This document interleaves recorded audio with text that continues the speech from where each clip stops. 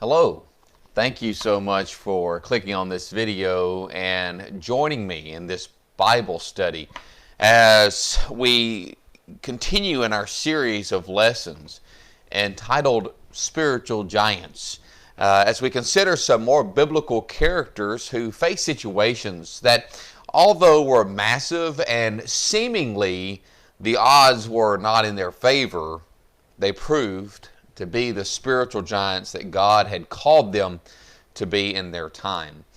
I want us to look at an account recorded for us in Daniel chapter 3. Most of us are familiar, if not all of us, are familiar with this chapter. As we read the account, as we study, I want us to consider the applications that such has for us as we are encouraged to be the spiritual giants of our generations.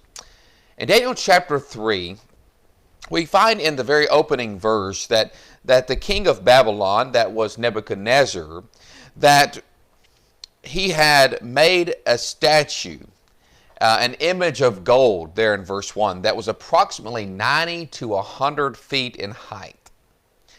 And King Nebuchadnezzar goes and gets all his officials together to dedicate the image, and a proclamation is made that when the music plays, the people are commanded to fall down and worship the image. Well, as you go on down in this chapter, you look at verses 8 down through verse 12 here, and we find that Daniel's friends here, we know, are identified throughout Daniel already, from Daniel chapter 1 on, that Hananiah, Mishael, and Azariah, or as we commonly know them by their Babylonian god names, as Shadrach, Meschach, and Abednego. Look at verse 8 through 12. Therefore at that time certain Chaldeans came forward and accused the Jews. They spoke and said to King Nebuchadnezzar, O king, live forever. You, O king, have made a decree that everyone who hears the sound of the horn, flute, harp, lyre, and psaltery, and symphony with all kinds of music shall fall down and worship the gold image, and whoever does not fall down and worship shall be cast in the midst of a burning fiery furnace. Verse 12 says, There are certain Jews whom you have set over the affairs of the province of Babylon, Shadrach, Meshach, and Abednego. These men, O king, have not paid due regard to you. They do not serve your gods or worship the gold image which you have set up. And so we find that, yes, the king did make a decree, and these individuals come forward, and they are basically tattling, right? They're saying, hey, we have these three guys over here, and they're not heeding the command, that proclamation that you have given, and they are refusing to bow down to the image, the golden image that you have set up, that you have made.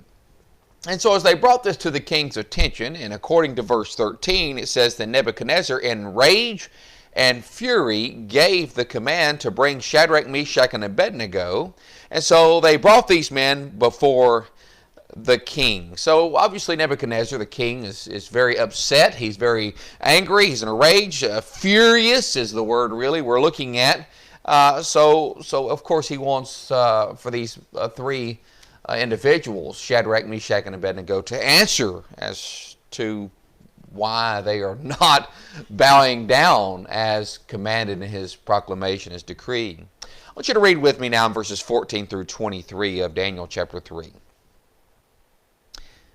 Nebuchadnezzar spoke, saying to them, Is it true, Shadrach, Meshach, and Abednego, that you do not serve my gods or worship the gold image which I have set up? Now, if you are ready at the time you hear the sound of the horn, flute, harp, lyre, and psaltery, and symphony with all kinds of music, and you fall down and worship the image which I have made, good. But if you do not worship, you shall be cast immediately into the midst of a burning fiery furnace, and who is the God who will deliver you from my hands? Shadrach, Meshach, and Abednego answered and said to the king, O Nebuchadnezzar, we have no need to answer you in this matter. If that is the case, our God whom we serve is able to deliver us from the burning fiery furnace, and he will deliver us from your hand, O king. But if not, let it be known to you, O king, that we do not serve your gods, nor will we worship the gold image which you have set up. Verse 19 says, that Nebuchadnezzar was full of fury, and the expression on his face changed towards Shadrach, Meshach, and Abednego. He spoke and commanded that the heat of the furnace, that they heat the furnace 7 times more than it was usually heated. And he commanded certain mighty men of valor who were in his army to bind Shadrach, Meshach, and Abednego and cast them into the burning fiery furnace. Then these men were bound in their coats, their trousers, their turbans, and their other garments, and were cast in the midst of the burning fiery furnace. Therefore, because the king's command was urgent and the furnace exceedingly hot, the flame of the fire killed those men who took up Shadrach, Meshach, and Abednego. And these 3 men, Shadrach, Meshach, and Abednego, fell down bound into the midst of the burning fiery furnace. We find that Shadrach, Meshach, and Abednego were basically, as they went before the king, as they were brought before the king to answer for, again, the reason why they were not doing as the king had said and commanded in his decree and proclamation. They were given basically a second chance, is what was happening here, for them to basically have a warning. To next time, bow down and worship the golden image at the sound of the music. That's what the king wanted.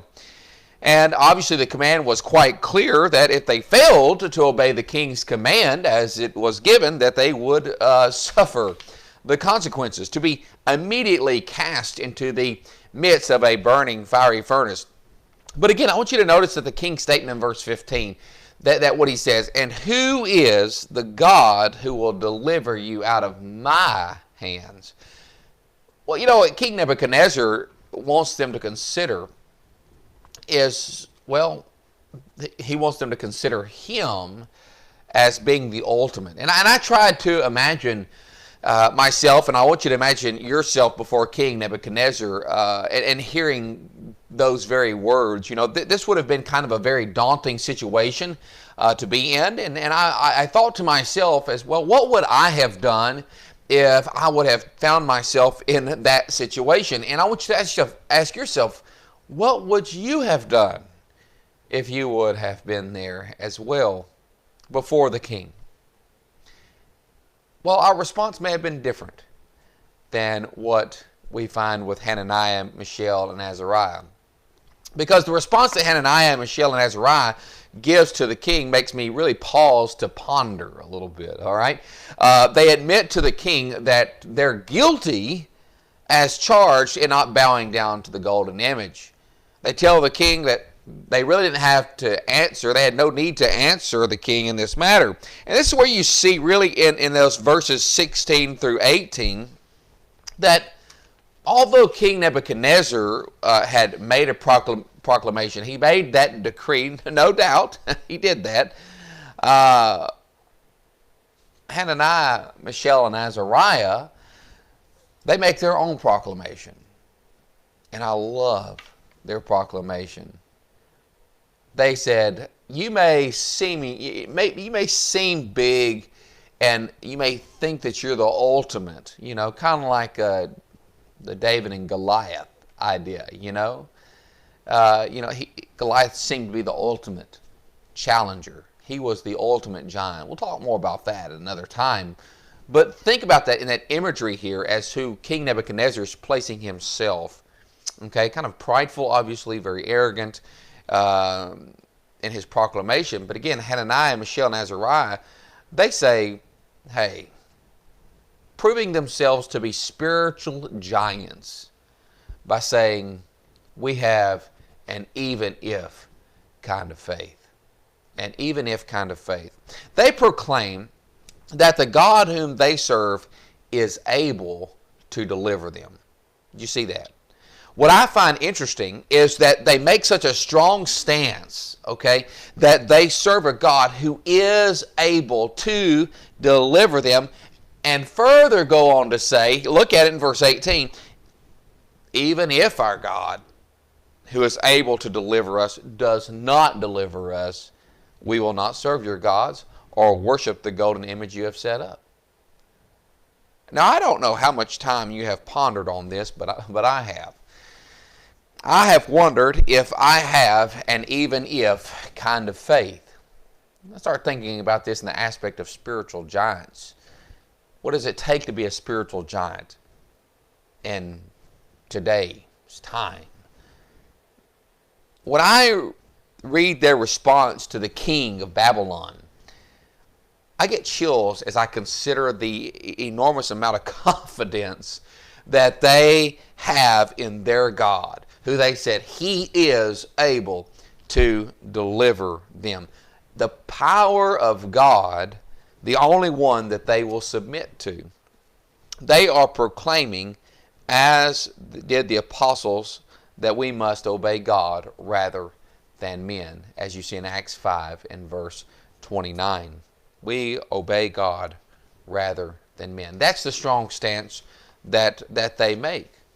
And, you know, I thought about that. We sing that song from time to time, He is able to deliver, right?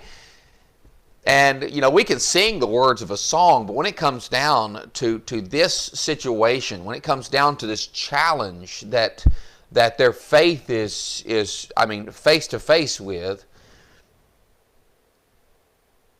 do we still hold to those words, He is able to deliver me? But even if, not in this instance here, if He does not deliver us in this very instance physically,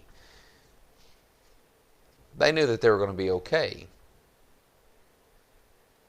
The statement of even if says that no matter what the outcome, God will be glorified, where the Lord is able, who is able to deliver us, does in fact deliver us, or if they perish physically in the fiery furnace, having proclaimed that their full confidence and faith and hope only in the one true God.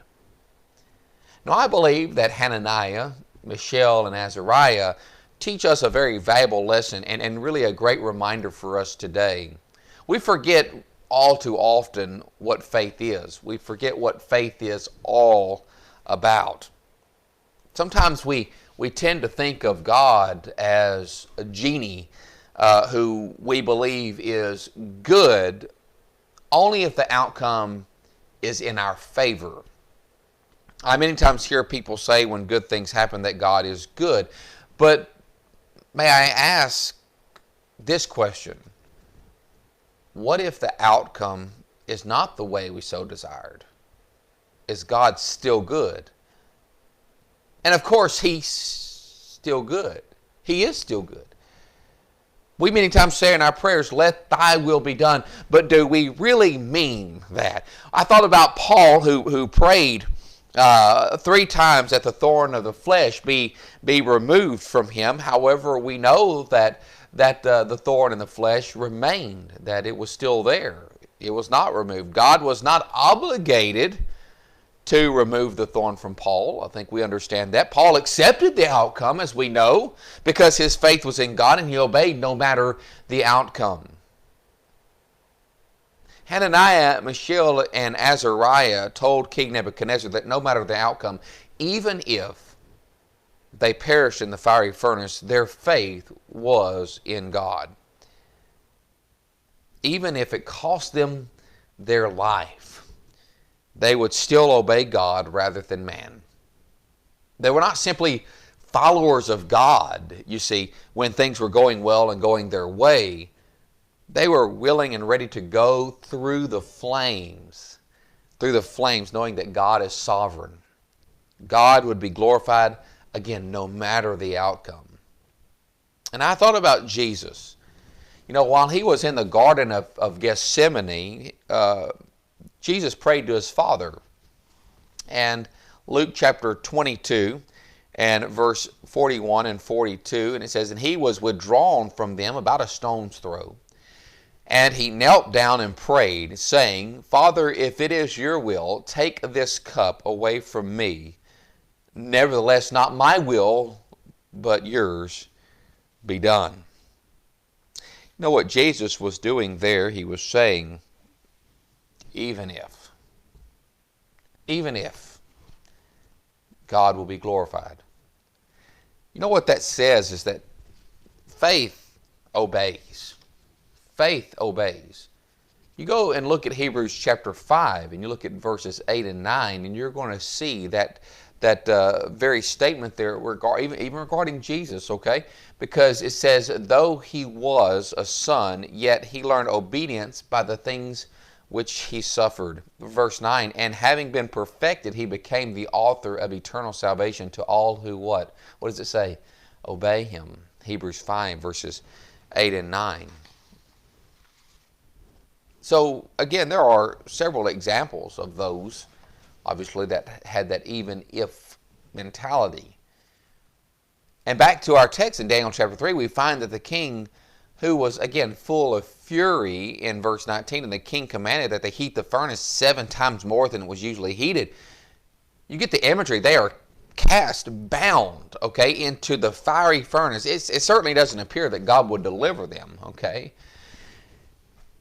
The heat of the furnace was so intense that the guards who cast them into the furnace were consumed by the heat and died. Hananiah, Mishael, and Azariah are found to be walking around in the furnace. Let's talk about faith in the furnace here. Let's talk about faith in the furnace. Verses 24 and 25. Read with me there. Then King Nebuchadnezzar was astonished, and he arose in haste and spoke, saying to his counselors, did we not cast 3 men bound in the midst of the fire? They answered and said to the king, true, O king. Look, he answered, I see 4 men loose, walking in the midst of the fire, and they are not hurt, and the form of the 4th is like the Son of God. Faith in the furnace. You have the 3 men that were cast bound into this fiery furnace.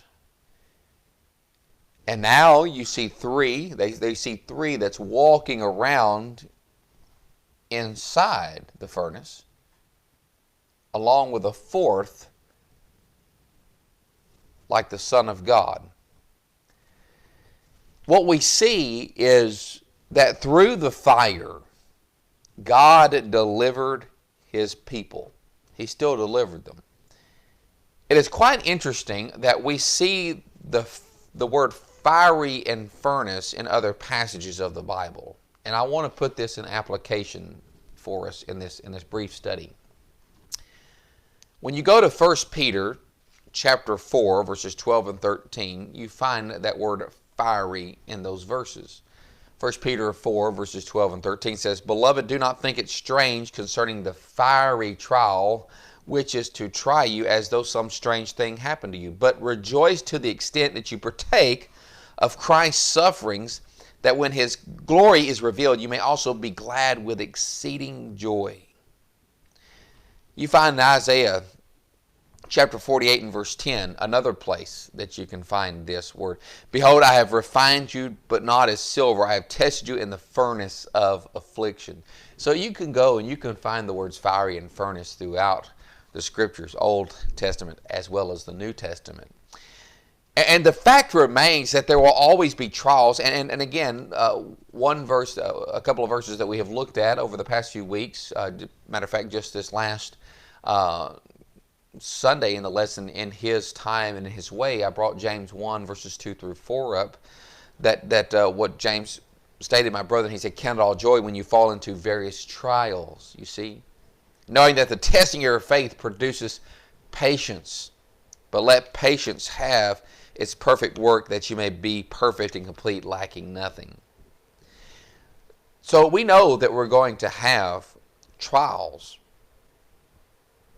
We will have our fiery furnaces to deal with in our own lives. The question is, will we have the faith in the furnace, though? Will we have the faith in the furnace?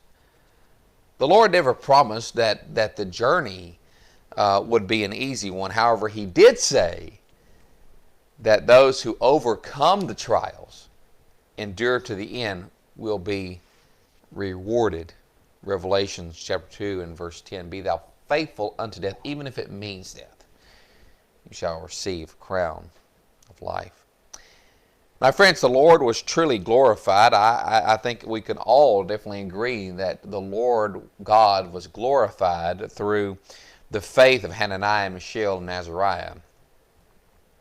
Because the result of such spiritual giants, with such confidence and boldness in their God who could deliver them, but even if they would stand their grounds, and that God would be glorified, whatever the outcome would be. And I know that by being the spiritual giants that they were, look at the results in Daniel chapter 3 and verses 26 down through verse 30. 26 down through verse 30. Let's read together that. Then Nebuchadnezzar went near the mouth of the burning fiery furnace and spoke, saying, Shadrach, Meshach, and Abednego, servants of the Most High God. Do you see that? Servants of the Most High God, come out and come here. Then Shadrach, Meshach, and Abednego came from the midst of the fire, and the satraps and administrators, governors, and the king's counselors gathered together, and they saw these men on whose bodies the fire had no power. The hair of their head was not singed, nor were their garments affected, and the smell of fire was not on them. Nebuchadnezzar spoke, saying, Blessed be the God of Shadrach, Meshach, and Abednego, who sent his angel and delivered his servants who trusted in him, and they have frustrated the king's word and yielded their bodies that they should not serve nor worship any god except their own God. Therefore I make a decree that any people, nation, or language which speaks anything amiss against the God of Shadrach, Meshach, and Abednego shall be cut in pieces, and their houses shall be made an ash heap, because there is no other God who can deliver like this. Then the king promoted Shadrach, Meshach, and Abednego in the province of Babylon.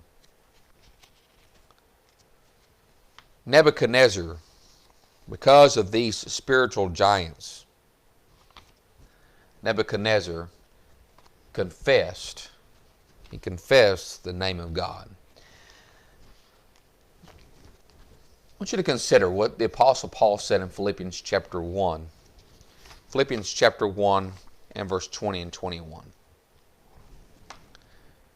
According to my earnest expectation and hope that in nothing I shall be ashamed, but with all boldness, as always, so now also Christ will be magnified in my body, whether by life or by death. For to me to live is Christ, and to die is gain. You know what Paul was saying, that whether life or death, it would be for the glory of God. And I see that in the even if kind of faith that Hananiah, Mishael, and Azariah had. Can we say today that we are spiritual giants in the aspect that we even have an even if kind of faith, like these three men?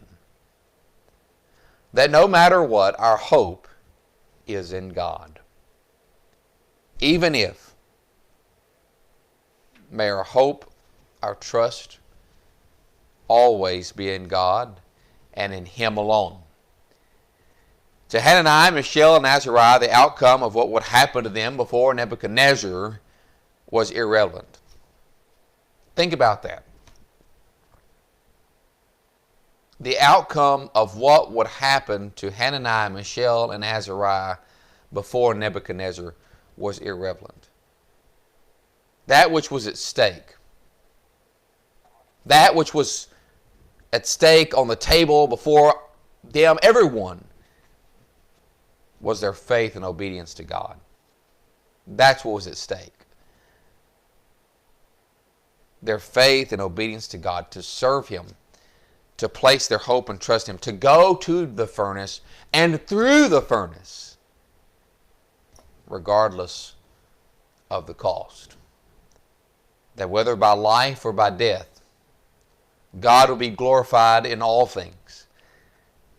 And as we know, God most certainly was glorified. Again, when you look at the examples that we are considering in the Spiritual Giants series, don't you see the effect that this has on those that are around them?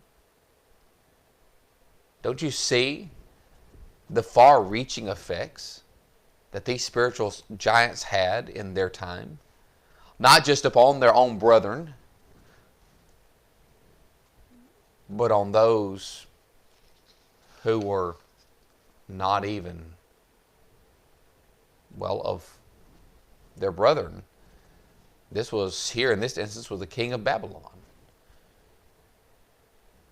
Look at the effect that it had on them.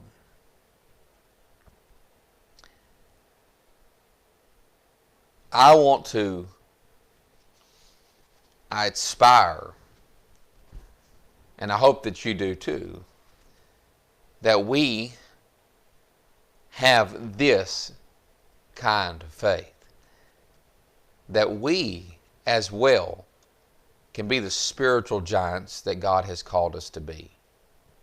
And again, Hananiah, Mishael, and Azariah has given us a good glimpse of what it means to be a spiritual giant. What kind of faith we need to have, even when we're face to face with some very challenging situations. One that, again, we may cower from. They didn't. They stood strong, didn't they? They stood strong.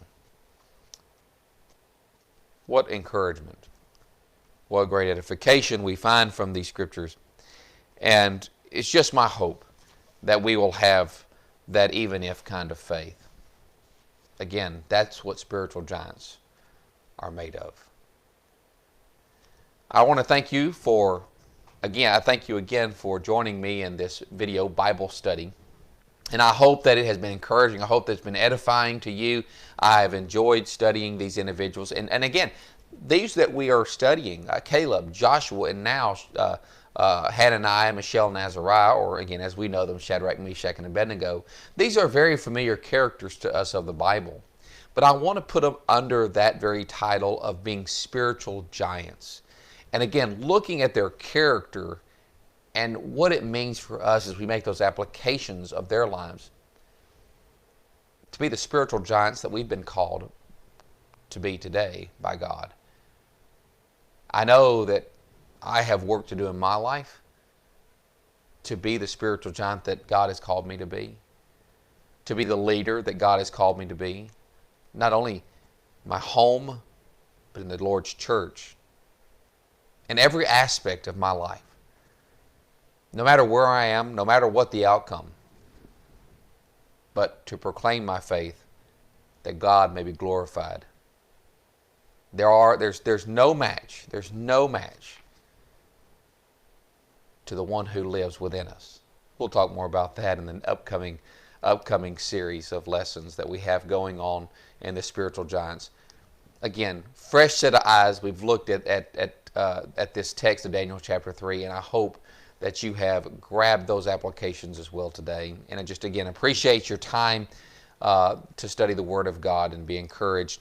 And again, make sure to go to our website at www.laportechurchofchrist.com, and there's several other videos, and stay tuned. There's going to be more videos as we look into some more spiritual giants that we can aspire to have that kind of faith. Thank you so much once again, and I hope you have a great day, and God bless.